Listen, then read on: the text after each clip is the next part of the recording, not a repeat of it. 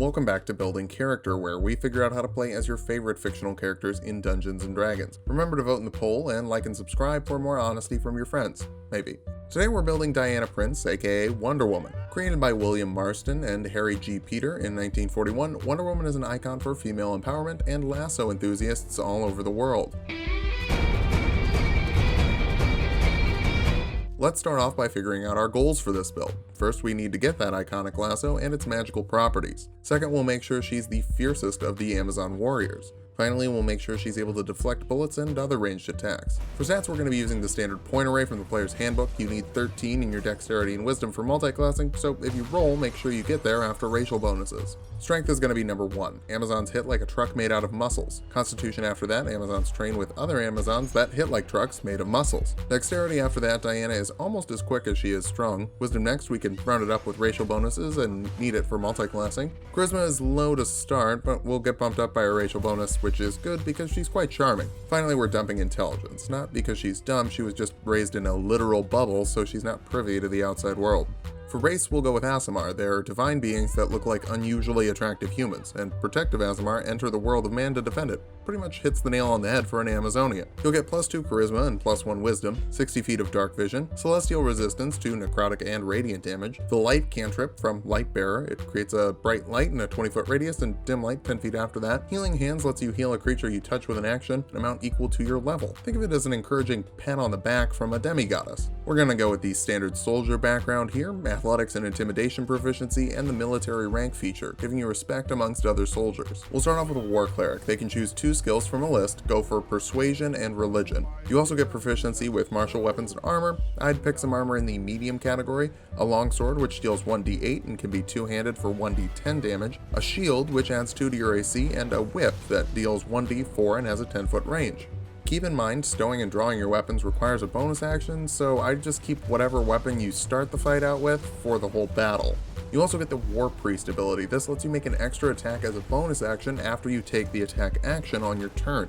You can do this an amount of times equal to your wisdom modifier per long rest. You can pick 3 cantrips. Resistance gives the target an extra d4 for a saving throw. Guidance does the same thing for a skill check. Spare the Dying stabilizes a creature at 0 hit points. These all require somatic components, meaning you need a free hand, so you can't do this with a shield and a weapon. Decide before the fight if you want a shield or cantrip. We'll resolve that issue pretty soon. You get 2 spells from your war domain. Shield of Faith adds 2 to the AC of a creature of your choice. It could replace your shield if you decide casting is more important. Divine Favor adds 1d4 radiant damage to attacks for up to a minute. Both of these are concentration, so once again, choices have to be made. Finally, you can grab another 2 spells of your choice. Bless gives 3 of your allies an additional 1d4 for attack rolls and saving throws for up to a minute. Command lets you force a wisdom save equal to 8 plus your wisdom modifier plus your proficiency bonus on a creature within 60 feet of you. If it fails, you can tell it what to do as long as it wouldn't directly harm the creature. Make them throw away their weapons, lay down on the floor, run away, simple things like that. Second level war clerics can channel divinity. Your channel divinity is guided strike, letting you add 10 to your attack roll once per day. If you find yourself in a Blackest Night scenario, turn undead forces a wisdom save on undead creatures within 30 feet of you. If they fail, they have to dash away from you on their turn. You can also intimidate enemies with the spell Bane. It's the opposite of Bless, affecting 3 enemies and lowering their attack rolls and saving throws by 1d4 if they fail their wisdom save.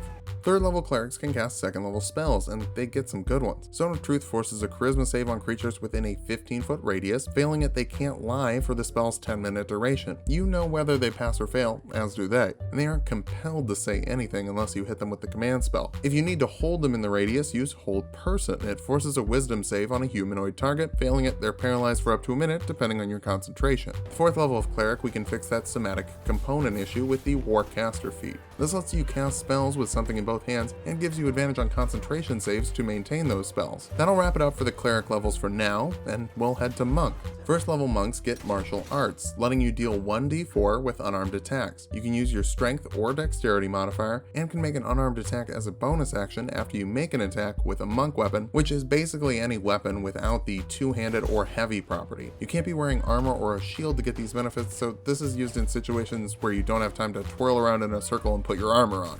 If you don't have the armor, you also have unarmored defenses, giving you AC equal to 10 plus your wisdom and your dex modifiers. At the second level of monk, you get a speed boost of 10 feet when you're not wearing armor. You also get key points, letting you make a flurry of blows as a bonus action after you take the attack action, which is 2 unarmed strikes. Step of the Wind lets you dash as a bonus action and doubles your jump distance. I'm personally in the Wonder Woman doesn't fly camp, so if you disagree, I'm sorry. Lastly, Patient Defense lets you dodge as a bonus action. At third level, you can deflect missiles. That's why we dove so far into a class that hates armor and shields. It lets you use your reaction to reduce damage done to you with ranged attacks by 1d10 plus your monk level plus your dexterity modifier. If you drop it to 0, you can throw the missile back as a monk weapon by spending a key point. We can also get Amazon powered punches by taking the Way of the Open Hand. The Open Hand technique lets you add some power to a flurry of blows, picking one of these 3 options when you flurry. You can prevent the target from taking reactions, force a dexterity save to knock them prone, or force a strength save to push them back 15 feet. That DC is the same as your cleric spell saves, that's 8 plus your wisdom modifier plus your proficiency bonus. We'll grab one more level of monk for an ability score improvement to bump up your strength and wisdom, try and make these even numbers. You also get slow fall, which lets you reduce fall damage as a reaction by 5 times your monk level. Even if she can't fly, she certainly doesn't mind falling.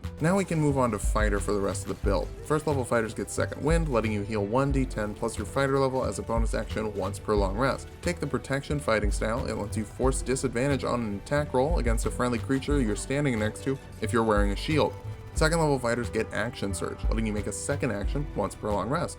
Third level fighters can choose a martial archetype, and we'll go for the Battle Master. This is for the Student of War ability, which lets you have proficiency with Mason's tools.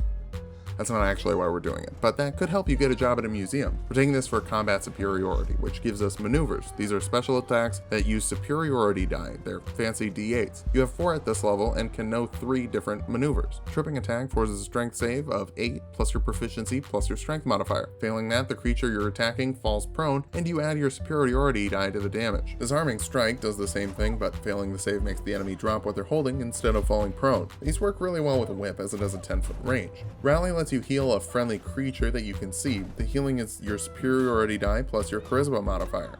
Fourth level fighters get an ability score improvement. Raise your strength for higher maneuver saves and higher damage.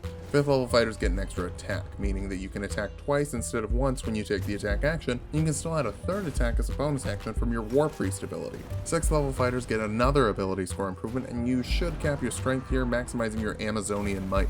Now, we could say that we've hit all of our goals here, but Diana is the greatest of all the Amazonian warriors, so let's take her to level 20. 7th level Battle Masters know their enemy. That means that if you spend a minute sizing up a foe, you can learn whether a creature's strength score, dexterity score, constitution score, armor class, HP, class levels, or fighter levels are higher, lower, or equal to yours. You can learn 2 of these after spending 1 minute, and there aren't any other restrictions of use, so with enough patience you can get all of them. You can also learn another maneuver. Pushing attack lets you force a strength save on a creature. Failing that, they're pushed 15 feet. You add your superiority die to the damage of this attack. You also have another superiority die, so a total of 5 per long rest. 8th level fighters get another ability score improvement. Start bumping up your constitution, and remember that raising that modifier applies to all levels of HP. So raising your constitution modifier by 1 gives you 16 HP, not just 1 HP at this level. 9th level fighters get indomitable, letting you re-roll a failed save once per day. Diana doesn't fall down easily. 10th level Battle Masters get their combat superiority improved, making your superiority die d10s instead of d8s. 11th level fighters get another extra attack, meaning that you have 3 per round or 4 with the War Priest bonus action. Our capstone will be an ability score improvement from the 12th level of fighter, and we'll grab some more constitution, which means higher concentration and plus 20 HP. Now that we've hit level 20, let's figure out how good of a build this is. First, Diana is a great melee combatant. 3 to 4 attacks per round, solid AC and HP, and extra damage and effects from maneuvers. Your spells add to this versatility, making you a real leader on the battlefield, bolstering your companions and weakening your enemies. Finally, you've got great maneuverability from those monk levels. Dashing and dodging as a bonus action are very useful for getting to where you need to be in a fight. Sadly, the rest of the monk levels don't really gel at all with the rest of the builds. Monks get all their power from not having armor and shields, and Wonder Woman works best in her iconic outfit. We don't power build here, but if we did, we'd drop those for more cleric or fighter levels. Next issue is the low wisdom. You're not much of a caster with only +1 in your modifier of choice.